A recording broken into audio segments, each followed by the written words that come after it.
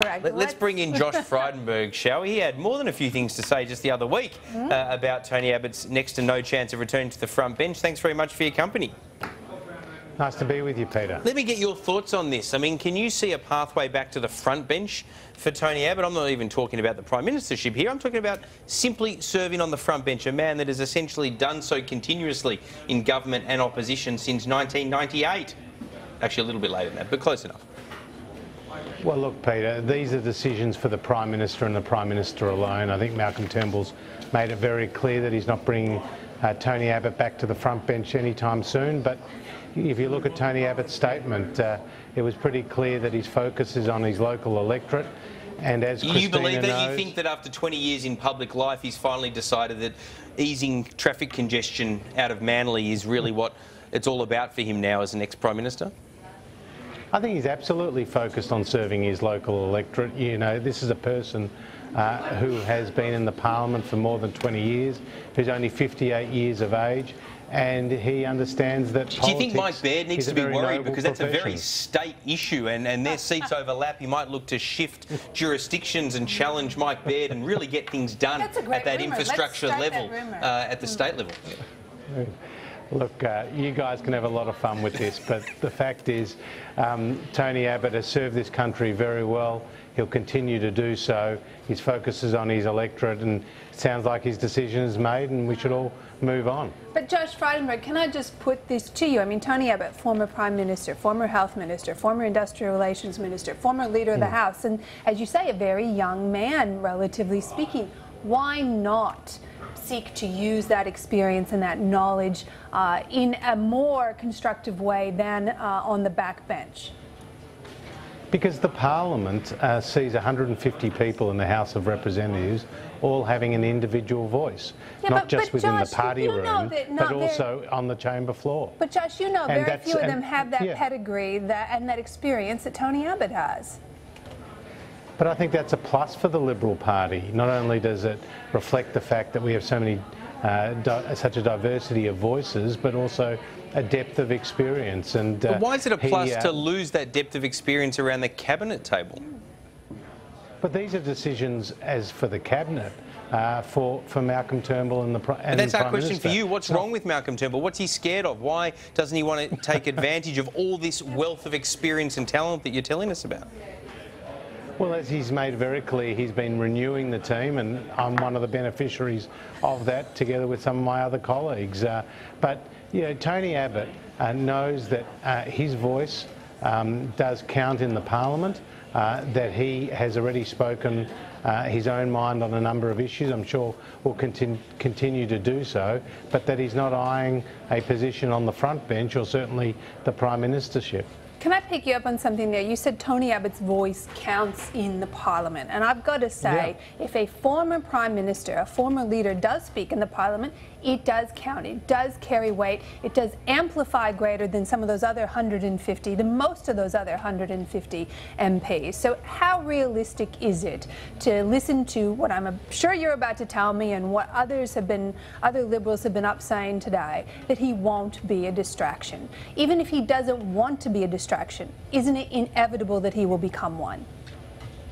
But I think if you've been Prime Minister, Christine, and you've had the experience of that high office, and in that process you learn a lot about different issues and areas of policy relevance, that you can air those views. And I think he's done that not only since becoming Prime Minister, but will do that going forward, and I think that's valuable in the Parliament. It might not always be the position that the Prime Minister takes, but certainly it adds to the healthy debate we have in the Parliament. Do you agree with Karen Andrews that Clive Palmer should be sacked out of Parliament? Well, Karen Andrews was making the important point, which is that Clive Palmer's first and foremost responsibility is to those sacked workers in his refinery, and that is a full-time job. But he's been elected by the people of Fairfax, and it's up to him whether he sees out the end of his term. You're the Resource Minister, Josh Frydenberg, and her comments were essentially that he shouldn't recontest the next election. In fact, that he should even get out before Parliament returns. Do you concur with that? Look, I've said it in the past. It's a decision for Clive Palmer. It's not for me to tell him to leave the Parliament, but it's for Karen Andrews to tell him to. She's done it. What is she wrong?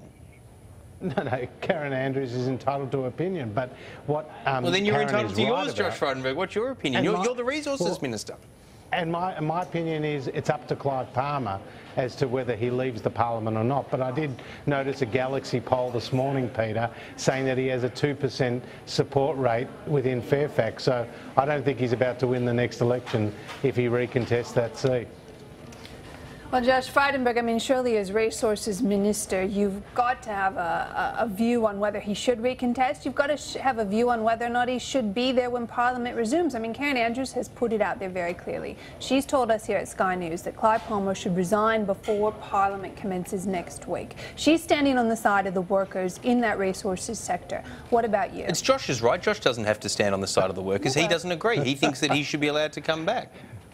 Look, you guys are into big time verbling this afternoon. The truth of the matter is he has a lot of explaining to do to those workers, and the administrators are now in.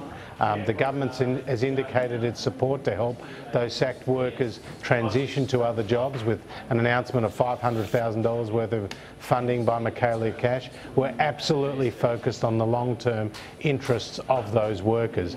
Now, Karen Andrews has made the point that that is a full-time job for him to look after the interests of those workers, and he shouldn't be in the Parliament any longer. I'm saying that it's up to Clive Palmer to make that decision whether or not he sees out his term. As to whether he'll win that seat if he recontests it, I don't think he will, and that's indicated by the polls earlier today. Minister Frydenberg, you were the Assistant Treasurer. How disappointed are you that the government seems to be moving away from a tax white paper? I don't think we're moving away from the tax white paper at all. I think that's helped fuel this broader debate about the various options available to the government.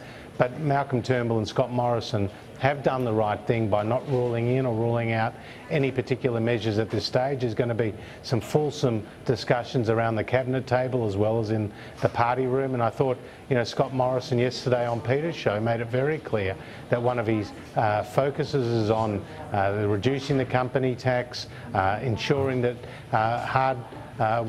working people are not subject to the bracket creep that they currently are. But to do that would require wholesale tax reform, and we're very confident that we'll have a package of very important measures to take to the people at the next election. But your own colleagues are concerned that if you up the GST, that is built into the tax system, as inflation continues, it goes up. Whereas if you provide some income tax relief, because of the very thing you've just mentioned, Josh Frydenberg, bracket creep, over time, that compensation, if you like, is taken away, but you are left with the increase in the GST. Now, that's Conservative Liberals expressing that concern. What can the government do to alleviate their concerns? Well, I saw you raise that yesterday with Scott Morrison. I mean, the point is, he is not saying that we are going down a particular path of a GST or no GST increase at this point. There's plenty of water to go under that bridge. Did Paul Kelly misunderstand it? He wrote about this on the front page of the Oz today. He's pretty certain that this is a sign that GST reform is happening. Well, I say you open the Fairfax papers and they're saying that Morrison is not going down the path of the GST. Well, who do you believe, Paul Kelly or the Fairfax papers, Josh Frydenberg? Here is your opportunity to plainly choose between these two options right now.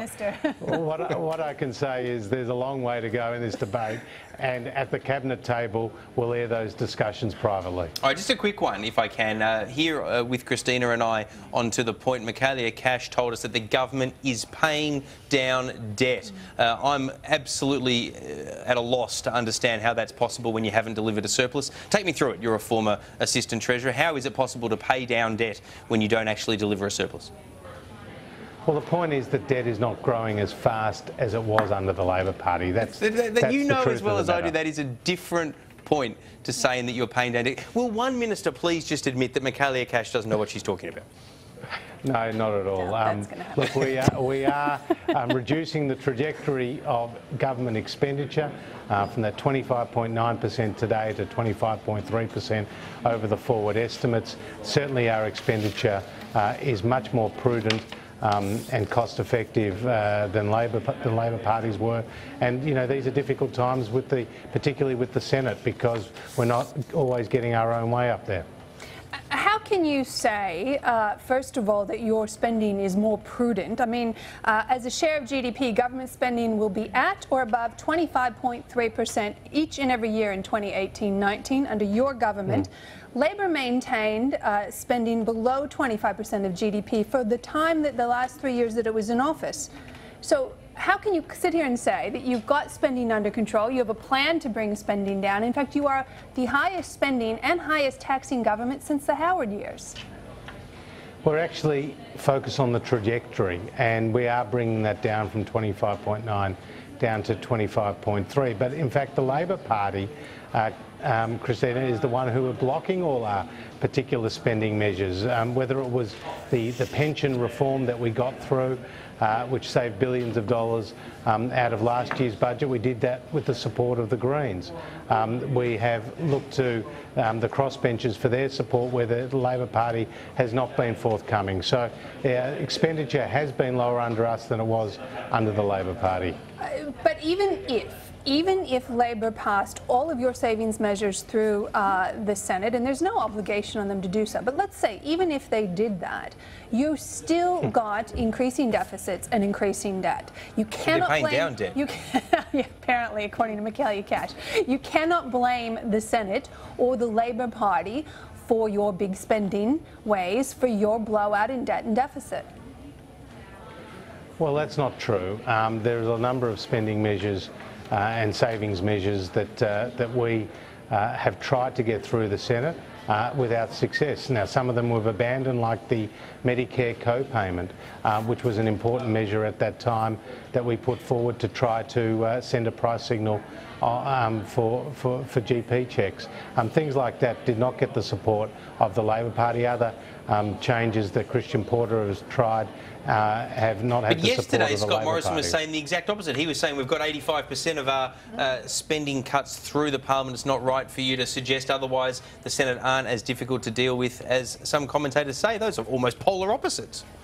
Not at all. Scott Morrison, in his interview with you, pointed to 3 good examples of where he had succeeded in getting changes through the Senate without the support of the Labor Party. Sounds like he's glass half full and your glass half empty, Josh Frydenberg.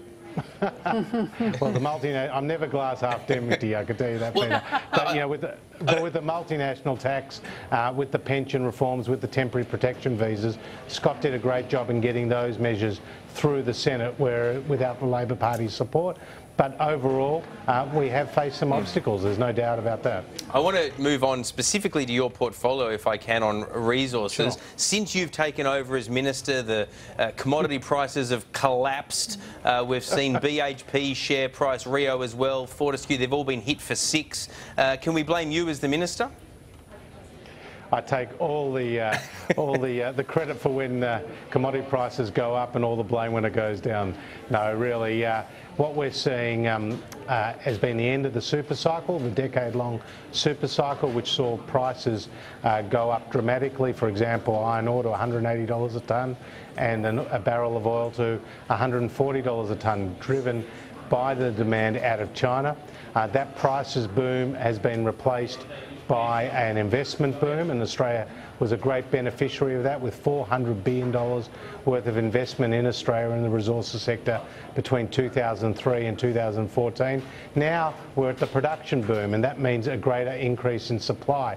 So iron ore and coal are being produced in Australia by 2- and 3-fold what they were a decade ago. Now that has put downward pressure on prices, together with a slowdown in global growth and a slowdown particularly in China. But I'm overall optimistic about the medium and longer term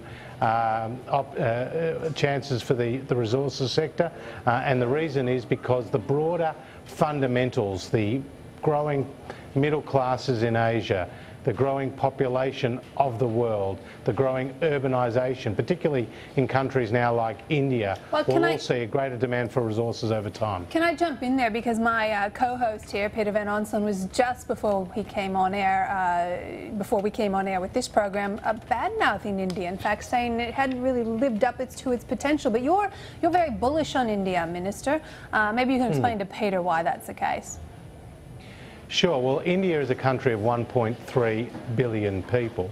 But if you look at the levels of urbanisation in India, they haven't nearly been the levels we've seen in China.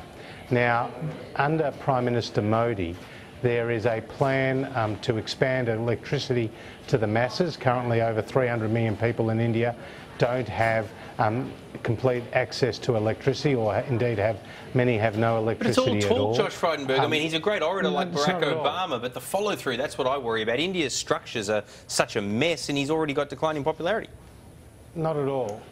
You're actually going to see more than 300 million people move into the cities in India between now and 2040.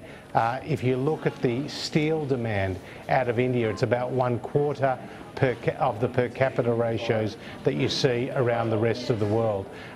India has a long way to go to get to the levels of where China and of course the West is, but it's on the right path, and the International Energy Agency and other global forecasting organisations predict that India will be a great demand. We'll see great demand out of India for natural resources like iron ore, like energy, like coal into the future.